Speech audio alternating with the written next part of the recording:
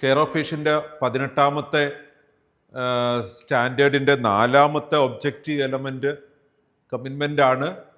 There are adequate space and equipments to provide rehabilitation. നമുക്ക് rehabilitation അത് നമ്മളുടെ ഹോസ്പിറ്റലിൻ്റെ സ്കോപ്പിനെ ഡിപ്പെൻഡ് ചെയ്തിട്ടാണ് നടത്തേണ്ടുന്നത്. വലിയ മൾട്ടി സ്പെഷ്യാലിറ്റി സർവീസസ് ഒക്കെയുള്ള ഹോസ്പിറ്റലാണെങ്കിൽ അതനുസരിച്ച് നമുക്ക് സ്പേസ് ഉണ്ടാവണം, എക്യുപ്മെൻറ്റ്സും ഉണ്ടാവണം. ഇനി അവിടെ നമുക്ക് റെസിസ്ട്രേഷൻ്റെ എക്യുപ്മെൻറ്റ്സ് ഉണ്ടാവേണ്ട ആവശ്യമുണ്ട്.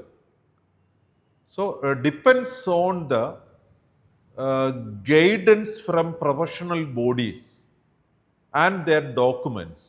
ഏതൊക്കെ എക്യുപ്മെൻറ്റ്സ് ഏതൊക്കെ റീഹാബിലിറ്റേഷനിൽ ഉപയോഗിക്കണമെന്നതിന് കൃത്യമായ ഡോക്യുമെൻറ്റേഷൻ ഉണ്ട്.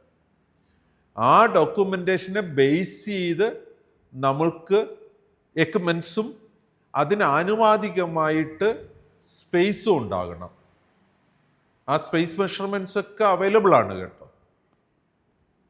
ഏത് കേസിൽ എത്ര 20 feet into 20 feet square room എങ്ങനെ. സോ ആ രീതിയിൽ different space management guide lines ഉണ്ട്, ഡോക്യുമെൻറ്റേഷൻസ് അവൈലബിൾ ആണ്.